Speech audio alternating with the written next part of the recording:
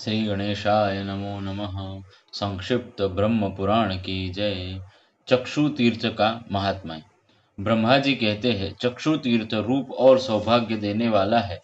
जहाँ भगवान योगेश्वर गौतमी के दक्षिण तट पर निवास करते हैं, वहाँ पर्वत के शिखर पर भुवन नगर विख्यात स्थान है। यहाँ शास्त्र धर्मपरायण राजा भुवन निवास करते हैं। उसी नगर में वृद्ध कौशिक नाम के एक ब्राह्मण थे, जिनके वेद वेताओं में श्रेष्ठ गौतम नामक पुत्र हुआ।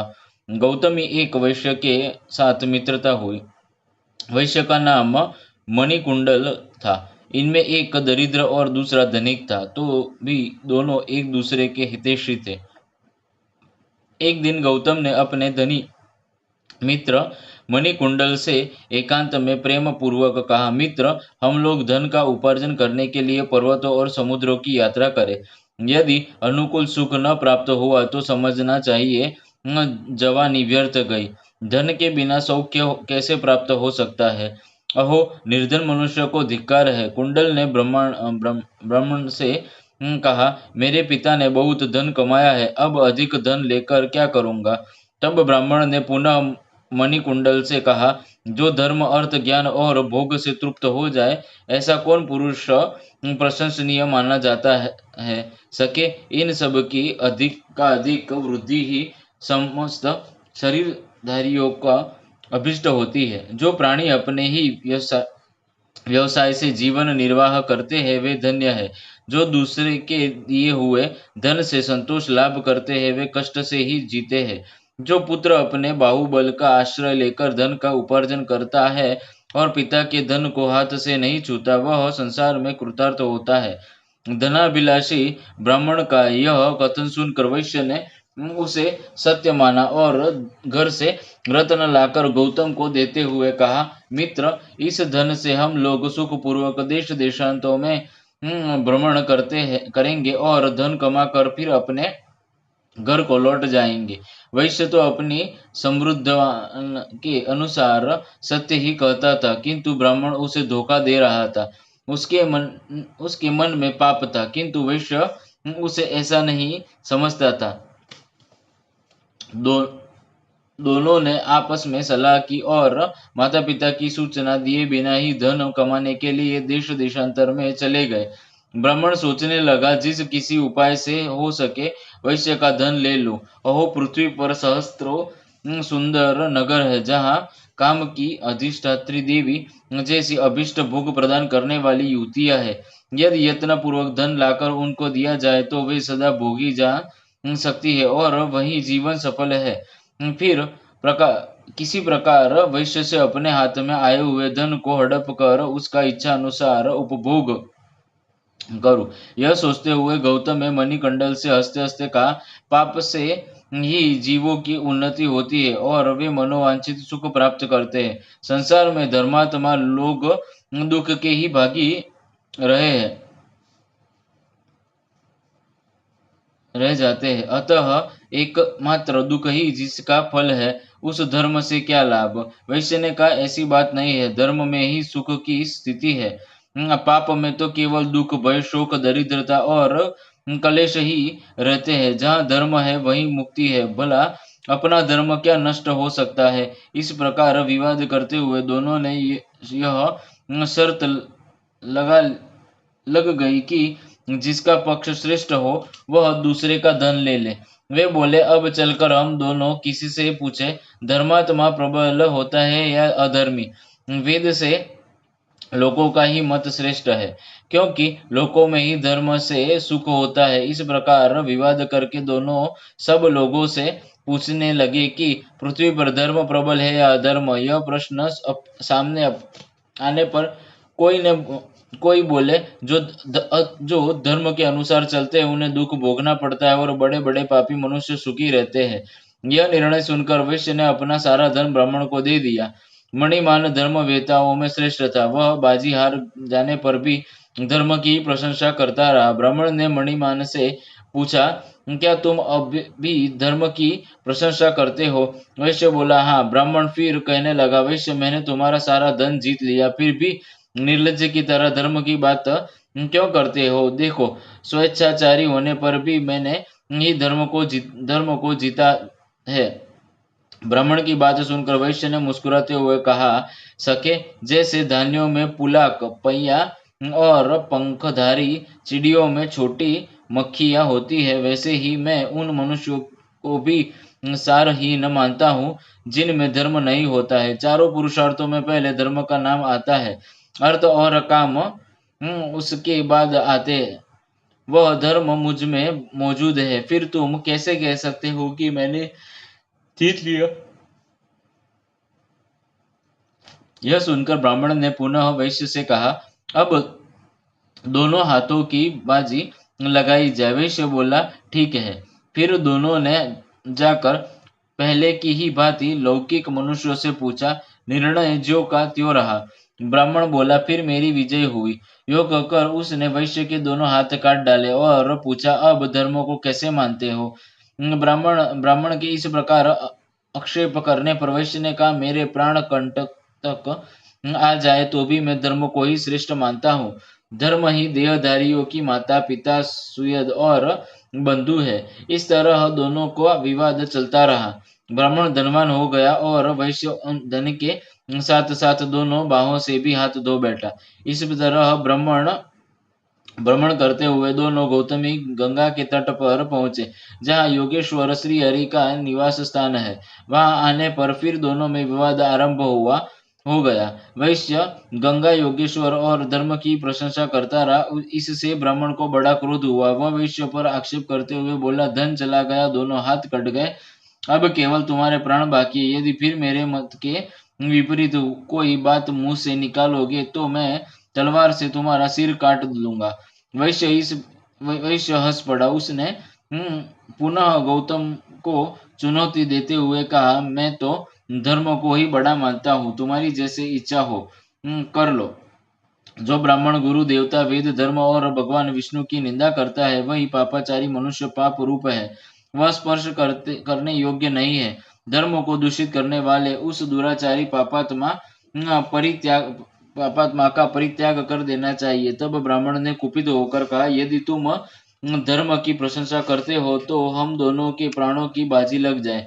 वैश्य ने कहा, ठीक है। फिर दोनों ने साधारण लोगों से पूछा, किंतु लोगों ने पहले ही जैसा उत्तर दिया। उस समय गौतमी के दक्षिण तट पर भगवान योगेश्वर के सामने ब्राह्मण ने वैश्यों को गिरा दिया और उसकी आंखें निकाल ली। फिर कहा, वैश्य, प्रतिदिन धर्म की प्रशंसा करने से ही तुम इस दशा को पहुंचे हो। तुम्हारा धन गया, आंखें गई और दोनों हाथ काट लिए गए। मित्र, अब तुमसे विदा लेकर जाता हूँ। फिर कभी बातचीत में इस तरह धर्म की प्रशंसा ना करना।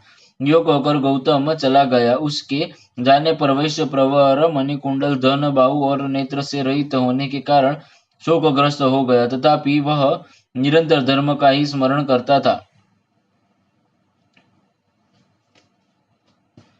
उनके अनेक प्रकार की चिंता करते हुए वह भूतल पर निश्चित होकर पड़ा था।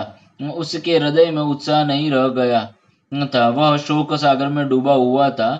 दिन बीता, राजनी का आगमन हुआ और चंद्रमंडल का उदय हो गया। उस दिन शुक्ल पक्ष की एकादशी थी। एकादशी को वह लंका से विभीषण आया करते थे। उस दिन भी आए। उन्होंने पुत्र और राक्षसों सहित गौतमी गंगा में स्नान किया और योगेश्वर भगवान श्री विष्णु की विधि पूर्वक पूजा की।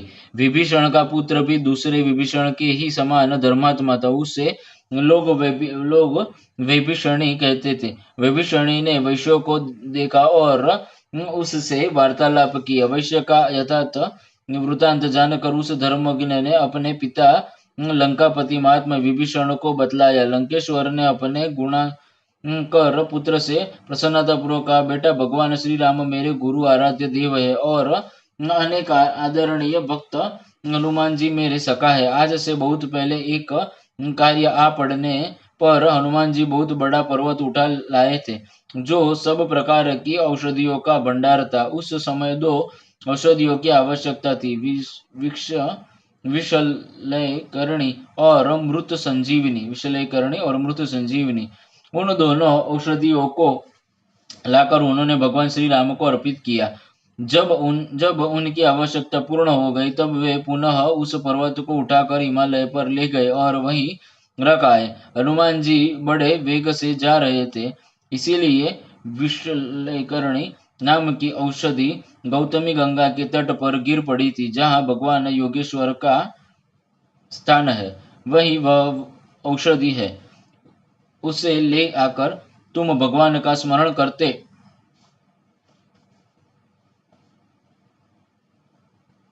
उसे ले आकर तुम भगवान का स्मरण करते हुए इसके हृदय पर रख दो। उससे यह उदार बुद्धि वैश्य अपने संपूर्ण अभिष्टों को प्राप्त कर लेगा। विभीषण बोला, पिताजी मुझे शीघ्र ही वह औषधि दिखा दीजिए, विलंब न कीजिए। दूसरों की पीड़ा दूर करने से बढ़कर तीनों लोक में दूसरा कोई कल्याणकारी कार्य नहीं है। विभीषण ने बहुत अच्छा कहकर पुत्र को वह औषधि दिखा दी। उसने ईशोत्वा इत्यादि मंत्रों को पढ़कर उस वृक्ष की एक शाखा तोड़ ली और उसे लेकर वैश्य के हृदय पर रख दिया। उसका स्पर्श होते ही वैश्य के नेत्र और आंखों ज्योत के त्यों हो गए। मणि मंत्र और औषधियों के प्रभाव को कोई नहीं जानता। वैश्य ने धर्म का चिंतन करते हुए गौतमी गंगा में स्नान किया और योगेश्वर भगवान विष्णु को नमस्कार करके पुनः वहां से यात्रा की। उसने अपने साथ औषधि की टूटी हुई शाखा भी ले ली थी। देश देशांतरों में भ्रमण करता हुआ मणिकुंडल एक राजधानी में पहुंचा, जो महापुर के नाम से विख्यात है।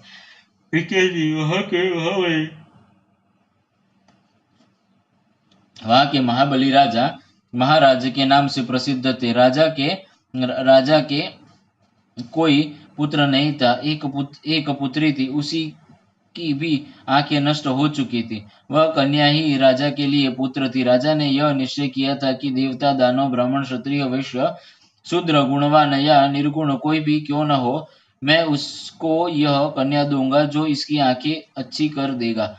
मुझे अपने राज्य के साथ ही कन्या का दान करना है। महाराज ने यह घोषणा सब और करा दी थी। वैश्य ने वह घोषणा सुनकर कहा, मैं निश्चय ही राजकुमारी की खोई हुई आंखें पुनः ला दूंगा।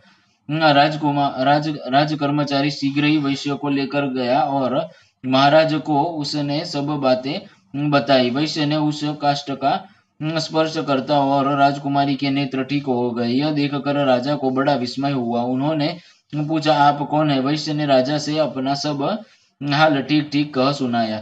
फिर बोला, ब्राह्मणों के प्रसाद से तथा धर्म, तपस्या, दान, यज्ञ और दिव्य औषधि के प्रभाव से मुझ में ऐसी शक्तियां है। वैश्य का यह कथन सुनकर महाराजा को अत्यंत आश्चर्य हुआ। वे बोले, अहो, ये महानुभाव कोई देवता ही होंगे, अन्यथा देवेतर मनुष्य में ऐसी शक्ति कैसी देखी जा सकती है। अतः इन्हें राज्य के साथ ही अपनी कन्या अवश्य दूंगा। मन में ऐसा संकल्प करके राजा ने कन्या सहित राज्य वैश्य को दे दिया। मणिकुंडल राज्य को पाकर भी मित्र के बिना संतुष्ट न हुआ। वह सोचने लगा, मित्र के बिना न तो राज्य अच्छा है और न सुख ही अच्छा लगता है। इस प्रकार वह सदा गौतम ब्राह्मण का ही चिंतन किया करता था। इस पृथ्वी पर उत्तम कुल में उत्पन्न हुए साधु पुरुषों का यही लक्षण है कि अहित करने वालों के प्रति भी उन्हें अपने मन। एक दिन महाराज मणिकुंडल वन में गए थे। वहां उन्होंने अपने पूर्व मित्र गौतम ब्राह्मण को देखा। पापी जुआरियों ने उसका सब धन छीन लिया था। धर्मग्न मणिकुंडल ने अपने ब्राह्मण मित्र को साथ ले लिया, उसका विधि पूर्वक पूजन किया और धर्म का सब प्रभाव भी बतलाया। फिर समस्त पापों की निवृत्ति के लिए गौतम को गंगा में स्नान कराया। वैश्य के देश में जो सगोत्र बंधु बांधव थे उनको तथा गौतम ब्राह्मण के बंधु बांधव वृद्ध कौशिक आदि को उन्होंने बुलवाया और सबके साथ देव पूजन पूर्वक गौतमी के तट पर यज्ञ किया। तदंतर शरीर का अंत होने पर वे स्वर्ग लोक में गए। वह स्थान मृत संजीवनी तीर्थ, चक्षु तीर्थ और योगेश्वर तीर्थ कहलाने लगा। वह स्मरण मात्र से पुण्य देने वाला, मन को प्रसन्न रखने वाला और समस्त दुर्भावनाओं का नाश करने वाला है। श्री कृष्ण अर्पणमस्तु, श्री कृष्ण अर्पणमस्तु, श्री कृष्ण अर्पणमस्तु।